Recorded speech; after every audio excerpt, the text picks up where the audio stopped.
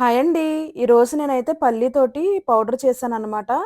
రూ. 10 పల్లితోటి. ఎందుకు అనంటే ఫీవర్‌గా ఉన్నప్పుడు ఇలాంటివి తింటే బావుంటది కదా! నోటికి మంచిగా ఉంటది. సో, రూ.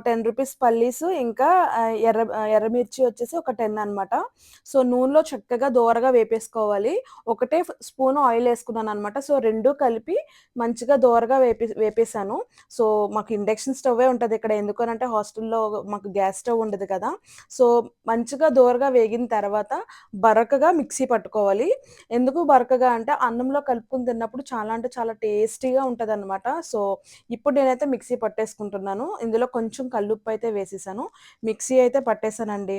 చూడండి ఎంత బా వచ్చిందో. ఇది వేడి వేడి అన్నంలో కొంచెం నెయ్యేసుకుంటే సూపర్ అంటే సూపర్ ఉంటుందనమాట. సో, నా వీడియో మీ అందరికీ నచ్చినట్లయితే లైక్ చేయండి. కొంచెం సబ్స్క్రైబ్ అయితే చేసుకోండి. Thank you for watching.